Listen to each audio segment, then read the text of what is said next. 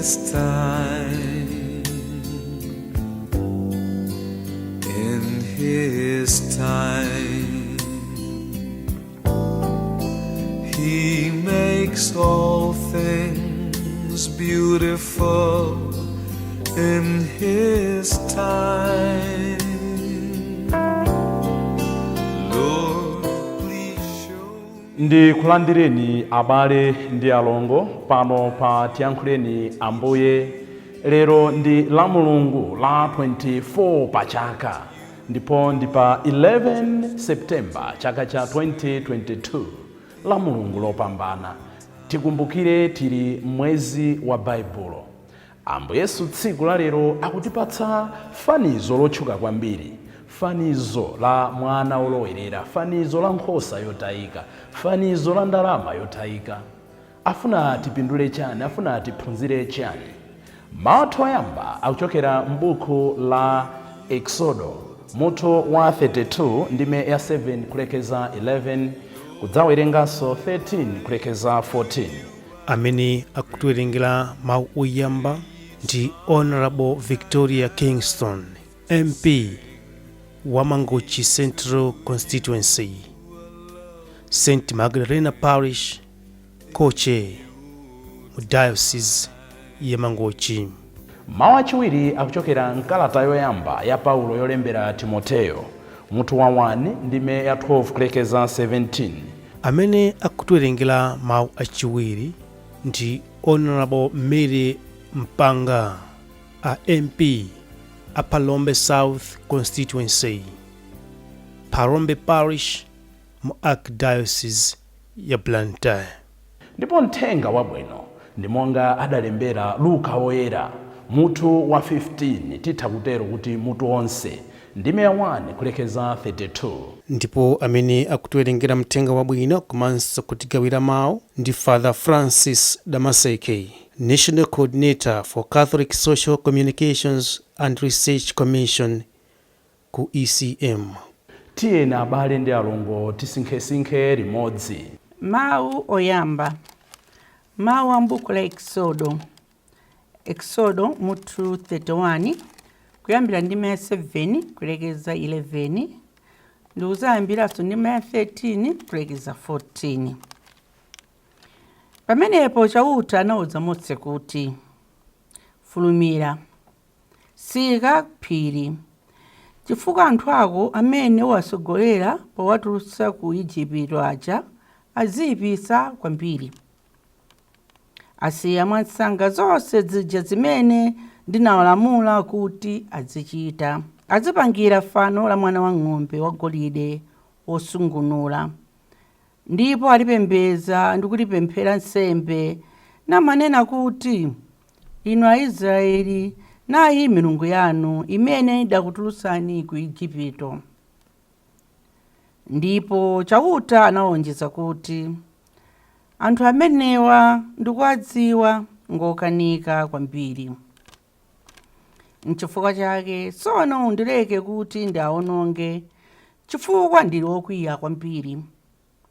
Koma iweyo ndidzakusandutsa mtundu waukulu wa anthu. Koma Mose anapepesa chauta wake nati, inu chauta, chifukwa chani mukukwiyira anthu anu chotere? Anthu amene mundawatulutsa mu ukapolo ku Igupto, kunja kwa mphamvu zanu zazikulu ndi dzanja lanu lamphamvu. Kumbukirani atumiki anu aja, Abrahamu, Isaki ndi Israeli, ndiponso zija munalonjeza zija molumbira pa dzina lanu, pamene mudawawuza kuti, ndidzakupasani zidzukulu zambiri, ndidzakupasani nyenyezi zakuthambo. Zidzukulu zanuzo ndidzazipatsa dziko lonse limene ndidalilonjeza. Dziko limeneli lidzakhala lawo mpaka muyaya. Choncho chauta analeka chilango choopsa chimene anati amgwetsere anthu akewo. Mawu a Ambuye. Tithokoze Mulungu. Mawu achiwiri a m'buku loyera. akuthokoza Mulungu chifukwa cha chifundo chake. Mawu a m'buku la Timoteyo 1 Timoteyo mutu 1 ndime 12 kulekeza 17. Ndikuthokoza Khristu Yesu Ambuye athu, amene adandipasa mphamvu pa ntchitoyi. Ndikumthokoza pondiona wokhulupirika nandipasa ntchito yomtumikira. Ngakhale kuti kale ndinkamuchitira chipongwe, kumuzunza ndi kumnyoza, koma Mulungu adandichitira chifundo chifukwa ndinkazichita mosadziwa, poti ndinali wopanda chikhulupiriro. Ambuye athu adandikomera mtima koposa, nkundipasa chikhulupiriro ndi chikondi zimene tili nazo chifukwa chogwirizana ndi Khristu Yesu. Awa ndi mawu osimikizika, oyenera kuwavomereza ndi mtima wonse. Akuti Khristu Yesu adabwera pansi pano kuti adzapulumutse anthu ochimwa, ndipo mwa iwowo ine ndiye wochimwa koposa. Koma Mulungu adandichitira chifundo kuti mwa ine wochimwa koposane, Khristu Yesu aonese kuleza mtima kwake konse. Adafuna kuti ndikhale chisanzo chakuwalezera mtima onse amene adzamkhulupirire kuti alandire moyo osatha. Kwa mfumu yamuyaya, yosafa, yosaoneka, amene iye yekha ndiye Mulungu, kukhale ulemu ndi ulemerero mpaka muyaya. Amen. Mawu a Ambuye. Tithokoze Mulungu. Chifukwa choti mawu athu amuthenga wabwino ndi atali, sitikwanitsa kuwerenga onse, koma ndikupempheni kuti tiwerenge modekha chapter chonse cha 15 cha Luka, mmene mutikupenzamo ndithu mafanizo atatu. Akutipatsa fanizo la ndalama yotayika, akutipatsa fanizo la nkhosa yotayika, akutipatsanso fanizo la mwana wolowerera. Ambiri amatero kuti fanizo limeneli mutu wake tikadamanena kuti fanizo la Tate wachifundo. Afuna atiphunzire chani tsiku la lero? Tikhazikika kwambiri pa fanizo lotsiriziralo, fanizo la mwana wolowerera. Koma poyambirira pali zinthu zitatu zimene Ambuye afuna atuonetse. Mufanizo la nkhosa yolowerera afuna atuonetse kuti nthawi zina timatayika, nthawi zina timachoka pamaso pa Mulungu chifukwa cha chibwana, foolishness. Nkhosa imeneyi inali pagulu pa nkhosa zizake, sinaganize konse, inangodzinyamukira ndi kumakawayawaya. Kowayawayako inalowerera, inatayika, inasiyidwa. Ndikangati kamene mwadala ndimachoka pagulu, ndimachoka pa mphakati, ndimachoka mparish, ndimachoka in my community, ndikupita kumakapanga zinthu zanga. Out of sheer foolishness, ndizotheka kutayika, ndizotheka kulowerera, ndizotheka kupeza mavuto. Chachiwiri chimene afuna atiphunzitse mu fanizo lachiwiri, kuti ndizothekanso kutayika, kulowerera, kuchimwa, kupeza mavuto, not because of our own fault. Ndalama amenera kuti wina ayang'anire, amenera kuti wina ayisamalire, koma pezeka kuti si kutayika chifukwa chakufuna kwa iyo yokhayi, munthu wina walephera kuyisamalira. Nthawi zina chibwana chathu chimapangitsa kuti ndalama zitayike. They may be anathu, they may be a Khristu athu, they may be antchito amene timawayang'anira. Chifukwa cha chibwana cha ine ngati mdindo zimapangitsa kuti iwo amene adandipatsa kuti they are interested into my care azitayika. Koma koposaposa akutionetsa kuti timatayika chifukwa cha kusankha kutayika. Ndi pamene tsopano kuti patsa fanizo la mwana olowerera. Pali zinthu zingapo zimene tingasinkhesinkhe tsiku la lero, kandi mmawa uno, kandi masana ano, kandi madzulo ano, kandi usiku uno, potengera kumene mukumvera ndi kuonera ulaliki uwu. Ndipafuna kuti tiyang'ane poyamba mwana olowererayo, tiyang'ane mchimwene wake, tiyang'ane gawo la Mulungu tate wa chifundo, chifukwa muli maphunzitso ambiri m'mawu amenewa. Tikuona kuti ndizovuta kuti timvetse chifundo cha Mulungu, chifukwa pamapeto pa zonse phunziro la lero afuna tionetse chilungamo ndi chifundo cha Mulungu. Nde nthawi zina ndizovuta kuti timvetse chifundo cha Mulungu, chifukwa takhala m'dziko limene limamenyerera, timanena kuti justices zimene zina simtendere si chilungamonso ayi. Lero Ambuye afuna tionetse chilungamo komanso kukoma mtima kwa Mulungu, the mercy of God. Nthawi zambiri pamene tichitira chifundo, pamene tiganiza za chifundo, ndi nthawi yokhayo imene ife tikupempha chifundo. Koma kawiri we are happy to see those close to us suffering. Ndipo amene aoneka ngati apalamula m'makwalala mwathumu, m'makommunity athuwa, mu nsembemo, ka mu sisterimu, ka m'mabanjamu, ka m'mudzi mmene tikukhala, timakhala kawiri anthu okondwa kuwaona kuti akuvutika, kapena akuyalutsidwa, kapena akusowa mtendere. Pamenepo ife timaona ngati ndife abwino ayi. Lero afuna tionetse kuti tikhale nawo mtima ochitira ena chifundo pokhala monga mmene tate wathu Mulungu alili. So choyambirira chimene tikuona ndi mwana olowererayo ndichonena kuti akukhala osowetsedwa mtendere pamene anali pa khomo pa nyumba ya bambo wake. He is so uncomfortable in the house of the father. Motero akupempha, mundigawire chuma gawo langa. Mwachidule akunena kuti bambo ndikufuna mutamwalira kuti ine nditengeretu zanga. Our God is a God of freedom. Samatikakamiza. Inde adatipatsa moyo, adatipatsa zonse. Koma potipatsa moyo ndi zonse amafuna tichite nazo monga mmene tikufunira. Mnyamatayu mwa ufulu wake adapempha, adalandira ndi kupita kumene adapitako. Koma tikunena kuti he was so uncomfortable to be in the house of the father. Izitu ndi zimene zimachitika pamene tchimo layamba kumala mizi m'moyo mwathu. Timakhala anthu osowetsedwa mtendere pamene pakuchitika za uzimu, za umulungu, kapena ufulu wa nyumba ya Mulungu.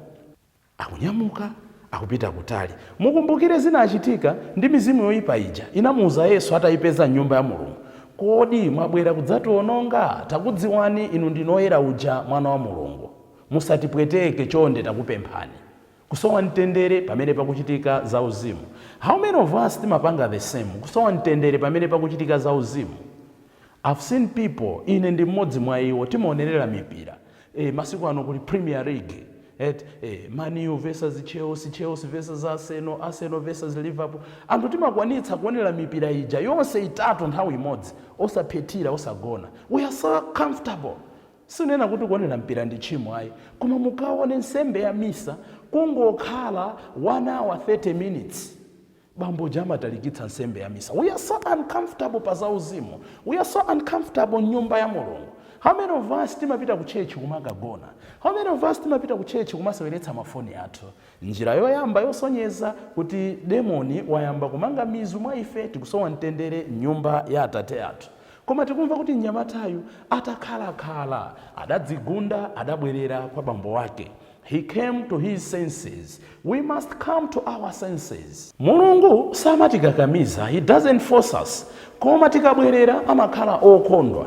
Endi inu ndine phunziro lathu lachiwiri ndi limene. Sitinganame pano kuti sitidamvepo voice yotikodola kuti tabwerera. Come back to your senses. Tabwerera ukuononga nsembe. Tabwerera ukuononga chikhristu chako. Tabwerera ukuononga banja lako. Tabwerera ukuononga mpingo wako. Tabwerera ukuononga dziko lako. Tabwerera. Sitinganame pofika tsiku la lero pansi nkhwangawo kuti mawu ngati amenewo sindidawamve. Mnyamata uyu akhale phunziro kwa ife. Kuti tikamva mawu a Mulungu onena kuti ndalowerera, ndatayika, ndachimwa, tizibwerera here and now. Mnyamatayu sanachite chidodo atamva kutsutsidwa mu mtima mwake. Ndinyamuka, ndibwerera kwa bambo wanga. Ndikanena kuti ndinachimwira kumwamba ndi dziko lapansi. Tizibwerera. We should come to our senses. Ndifotayika mwa njira iyo kapena inzake. Phunziro lachitatu ndilonena kuti tisamaope kubwerera ku nyumba kwa bambo wathu. Mnyamatayu atafika, bambo wake sanachedwe ndi kufunsa kuti give an account mmene wagwiritsira ntchito chuma, waononga umatani nacho, umadyera zotani, ine ndadzoti ndi osasamala, umatunga tani, wandipeza, ndewu ndimva pano. Hayi. In fact, mnyamatayu amapanga mareheso, ndikafika yotani, ndikayimba yotani madala, ndikalowere yotani. Atangoti akufika ndikulowa ndimene anayiona kuti ikagwira, ndikanena kuti bambo ake anamthamangira, anamuhaga, akumpyopyona, akumpatsa mphete yokongola, akumveka zovala zapamwamba, akulamula ntchito kuti amphe mwana wa ng'ombe onenepa uja. Kumakhala chimwemwe kumwamba pamene tibwerera kwa iye. Kusakhala chimwemwe kumwamba mene munthu mmodzi wochimwaye asatembenukira kwa Ambuyewo. Chimwemwe kusakhala chimwemwe kumwamba. Mwina chimwemwecho tu Mulungu afuna chikhale chanu, mwina chimwemwecho afuna chikhale kubwerera kwanga.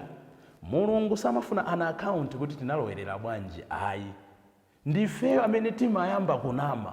Mulungu is ready to welcome us. Tisaope katalowerera chotani, katalowera mwa machimo akula chotani.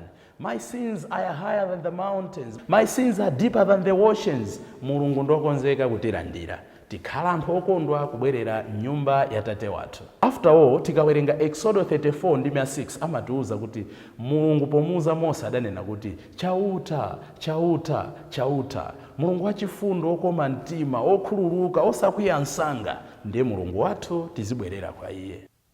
China ndi Mulungu wathu kuyimiridwa ndi tate uja mfanizo ili ndichonena kuti amakhala ndi chiyembekezo chonena kuti ana ake tsiku lina adzayanja naso.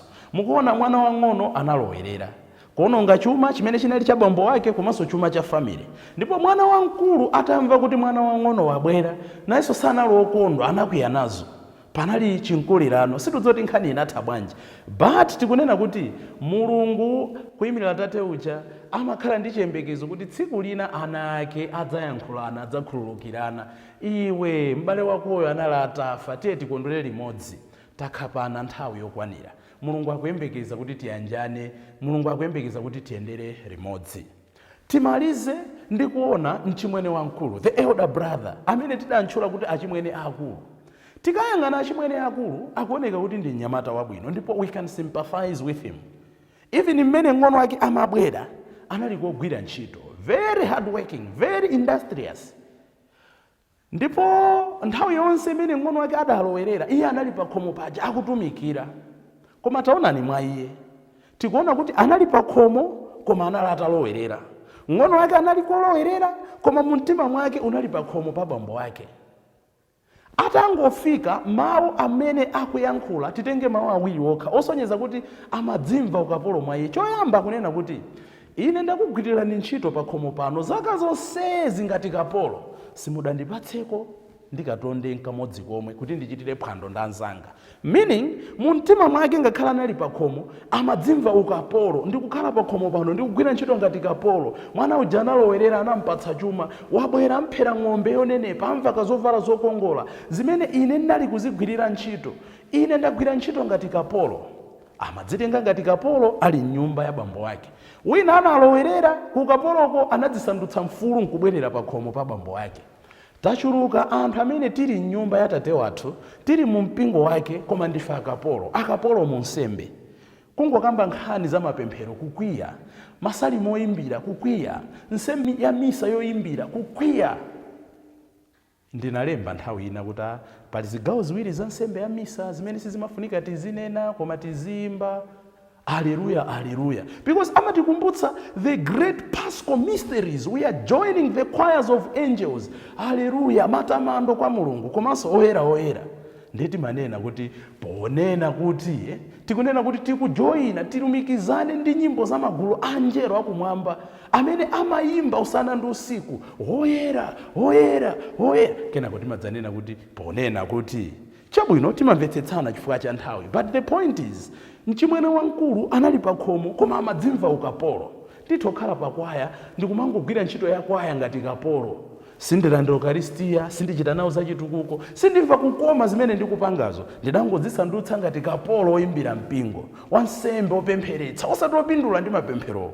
Yakwana nthawi tichotse slavery mentality in us. Chachiwiri, mchimweneyu sakusangalala ndi kubwera kwa m'bale wake. Wasiya nkomwe kumutchula kuti m'bale wangayo, wasiya nkomwe kumutchula kuti uyu mchimwene wanga, akunena kuti mwana wanuyo. Ine ndimaganiza kuti ukunkulemba kwa ulemu kokha. Mwina amanena kuti chimwana chanuchi chidalowerera. Fuso. ndilonena kuti anzathu amene timatenga ngati amakhalidwe olowerera owayawaya akati akuyamba kusintha moyo wathu timakhala okondwa kapena timakhumudwa. Yankho limene tipereke lithandize kusintha moyo wathu. Nkhani yayikulu tsiku la lero tonena kuti mwana uyu adabwera to his senses, adazindikira kusoka kwake, adazindikira kulakwitsa kwake. Chimene tingaphunzire mwa mwana olowerera tizikhala ndi nthawi yomasinkhasinkha yaphe nkumadzimva kuti kodi ndikuchoka kuti ndili pati ndikulowera kuti. Uyu nchimwene wamkulu amene amaoneka ngati wabwino, okhulupirika, omvera, ndi amene akulephera kukhululukira anzake. Nkutheka ndine nchimwene wamkulu, kutheka ndine nchimwene wang'ono. Pakati pawopo palibe amene tinganene kuti ndi wabwino. Wina akuoneka wabwino pamwamba, mumtima akupanga harbor resentment, mkwiyo. Wina akuoneka woyipa kunja, mkati mwake muli chikumbumtima kunyumba kwa atate ake. Nkhani sanatiuze mmene inathera. Mosapeneka konse akufuna inu ndi ine tipitirize kukambirana nkuona kuti mmene tikukhalira moyo wathu wa tsiku ndi tsiku, our behavioral pattern will tell kuti nkhani idatha bwanji. Ngati ndikamva mawu awa ndisintha moyo wanga, ndiye kuti ndikusanduka mwana wang'ono amene akubwerera nyumba ya tate yake. Ngati ndikamva nkhani pamene ndikumaliza uthengawo osachitapo china chilichonse nkungoti lero ansembe atilalikira, lero ansembe asokosera, ndiye kuti ndife mwana wamkulu oneka wabwino pamwamba koma sitikufuna kusintha. Mulungu wathu ndi wokonzeka kutilandira. Taphunzirapo chani? Tiphunzirapo chani? Iye anabwerera kwa bambo wake, inu mubwerere kwa bambo wanu, ine ndibwerere kwa bambo wanga. Ndi wokonzeka.